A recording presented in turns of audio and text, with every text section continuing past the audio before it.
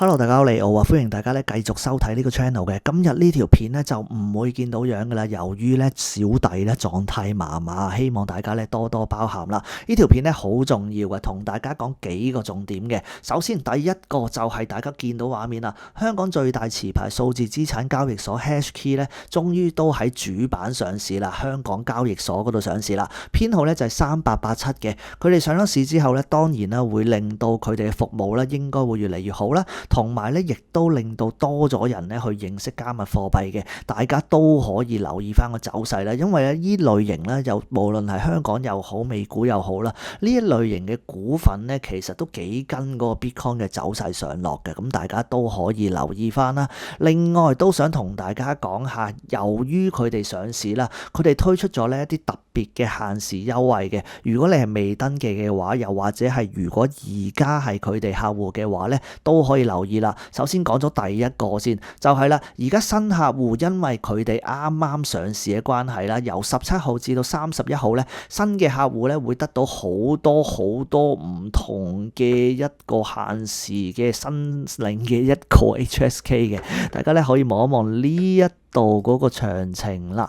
呢一度咧就會話到俾大家聽啦，由於佢上市啦，成功上市啦，就有一個3887 IPO 新用戶嘅成長計劃嘅，最高咧可以獲得3887個 HSK 嘅。平時咧大家望下下邊都知道啦，平時咧最高都係500零左右啊，最叻都係500零左右嘅啫。咁呢一度你會見到比起平時咧多咗好多優惠嘅，咁唔同大家逐個講啊，你會見到完成註冊啦，跟住有充值啦，跟住有呢個首筆金額啦，呢一個咧就更加容易啊！在以連續7日內嗰個叫做嗰個資產值咧嘅有10萬蚊港幣咧，就已經可以得到487 HSK 啦。咁應該487 HSK 咧，而家都值翻起碼都幾十蚊美金咁，大家可以去留意翻啦。咁跟住咧，如果有其他嘅一啲做法嘅話咧，都可以得到唔同數量嘅 HSK 嘅。詳情咧我都會擺翻喺 description 嗰度啦，如果大家有興趣嘅話咧，都可以睇翻啦。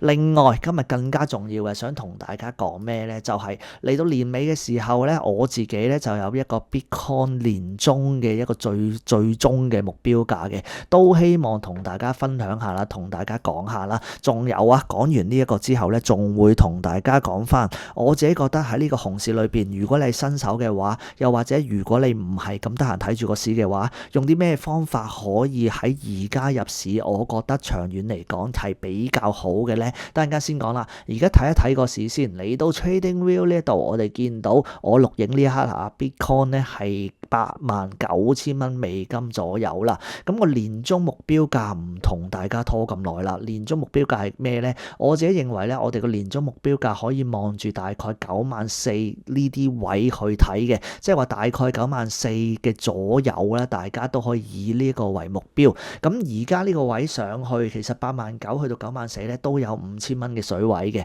如果計 percentage 嚟講咧，大概有5-6% 左右啦。咁點解係94000咧？首先我哋望一望個圖表先。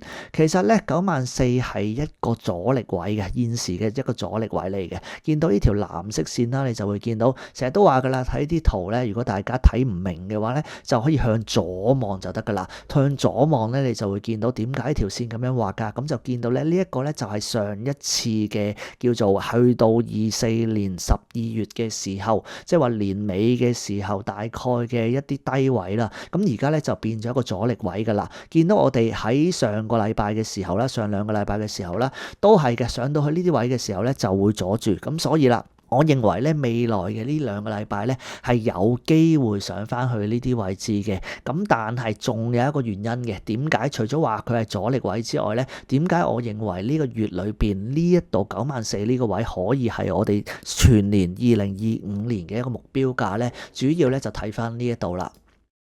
呢一個咧就係 Bitcoin 有咗咁耐以嚟嘅一個叫做狀況啦，或者每一年嘅表現啦，大家見唔見到一個 pattern 喺度啊？望一望先，俾幾秒大家望一望。係啦，冇錯啦，大家都見到啦，由2014年開始啦，大家都會見到，當 Bitcoin 跌一年嘅時候咧，佢就會升翻3年嘅，去到2018年熊市啦跌啦，跟住咧2019、2020、2021咧都係升嘅，咁跟住啦2020、2022又係跌啦，咁2023、2024都係升啦，咁理論上啊，根據呢個 pattern 嘅話，如果呢個 pattern 係成立嘅話咧，2025年咧應該要係升嘅，咁2025年我哋喺咩價位開始嘅咧？咁但係呢一度都會提提大家嘅，留意翻啊！由於咧 Bitcoin 係唔同一啲普通嘅股票啦，即係會固定喺一個交易所上市啦。我哋會喺唔同嘅交易所，即係有好多唔同 Bitcoin 嘅交易所嘅。咁大家見到嘅價格咧都會有少少唔同嘅。咁呢個好似我畫面見到呢一個嘅就係嚟自 Bitfinex 噶啦。咁大概個價咧都唔會相差好遠嘅。咁俾大家參考一下啦。2025年1月1號嘅時候咧，Bitcoin 個價位係開始喺大概93,758嘅，咁即係話啦，如果要維持一支年度嘅陽燭嘅話咧，我哋要收喺高於93,758咧，先至會係叫做收到一支陽燭，而且咧符合翻個 pattern 嘅。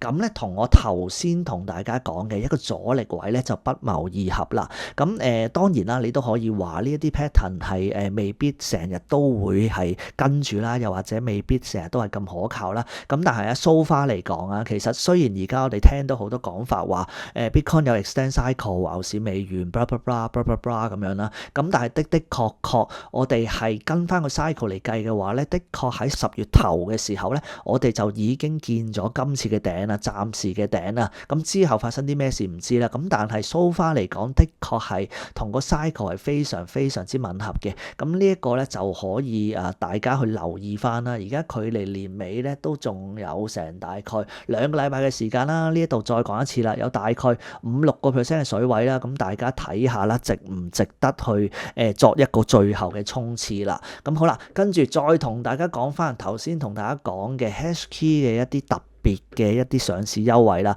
除咗話頭先嘅一個新客獎勵限時3887 HSK 嘅呢一個獎勵之外咧，另外今日先推出嘅即係我見到一個叫做現貨手續費專享12.17% 嘅回贈啊。咁呢一個好簡單嘅啫，喺佢 Hashkey 度交易啦，咁自動咧就會有一個手續費嘅回贈啦。咁個活動咧就係17號至到12月嘅21號嘅，咁大家都可以留意翻啦。都係啦，詳情咧都會擺翻喺 description 嗰度咧，大家可以去睇翻嘅。咁好啦，同大家講最後一樣嘢啦，喺而家呢個加密熊市啦，我形容為加密熊市嘅時候，用啲咩方法去買 crypto 係最好嘅咧？尤其是對於一啲新手，又或者係對於一啲冇時間睇住個市嘅朋友嚟講，我自己認為咧，而家最好嘅方法咧就係用翻一個叫做 DCA 啊。呢一度咧，我哋就會稱之為定期購買啦。咁係咩嚟嘅咧？咁簡單嚟講，就係咧自動咁樣幫你定期咁樣去買某一隻貨幣咁樣嘅，喺一個特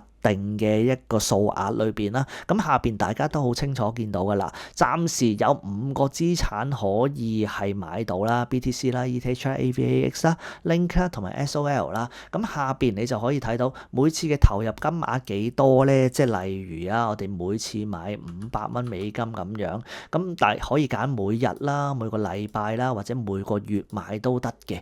咁呢一度就可以望到啦，我哋可以望到，譬如啊，我哋每個禮拜、每個月啦、每個月買咁樣嘅，就可以睇翻啦。過去6個月裏邊，如果我哋做翻呢一個定期購買嘅話，嗰個 return 係幾多啦？咁當然啦，過去6個月裏邊其實個表現比較差，尤其是由10月開始啦。咁所以咧就係一個-17.8% 啦。如果1年嘅話咧係-12.03% 啦。咁但係去到3年嘅時候咧，我哋就見到咧係55.76% 啦。咁其實而家嚟講，我自己之前都講到啦，今次如果呢個係熊市嘅話咧，其實個低位我認為都唔會係太低嘅。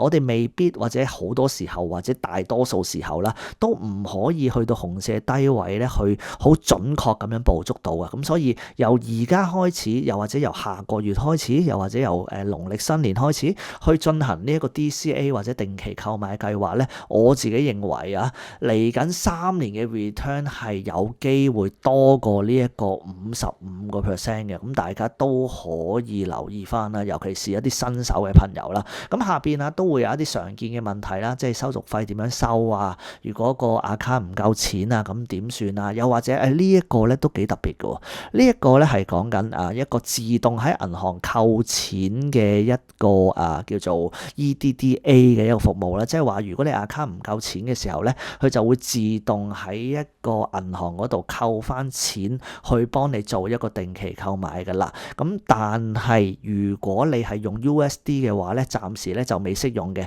暫時咧只可以用到呢個 HKD 嘅啫。咁呢一個咧就留意翻啦。咁唔同大家睇晒咁多個 FAQ 啦。咁如果大家有興趣嘅話咧，都係啦，都會擺翻呢條 link 喺下邊 description 嗰度嘅。咁大家咧都可以注意翻啦。咁好啦，總結翻，我自己認為再講多次啊，今個月2025年12月，我哋可以望住一個目標價，大概94,000左右啦，咁樣去睇啦。咁都同大家講埋下邊一個 support 嘅位置啦。我自己再同大家分享多少少啦。我認為咧12月咧係唔會太差嘅，唔會太差係咩意思咧？即係話咧，起碼咧都會維持到喺個8字頭嗰度啊。我唔係去到今日先講嘅。如果大家咧有睇我月頭嘅 lilyleo.com 嗰個每月幣評嘅話咧，都知道啦。我月頭嘅時候咧已經預示咗呢一樣嘢噶啦。好，今日講到係呢度啦，下條片咧可能係聖誕節打後先有啦。咁所以咧預先祝大家聖誕快樂，希望大家都開開心心咁樣啦。中意嘅話 share、like、comment， 下條片再見，拜拜。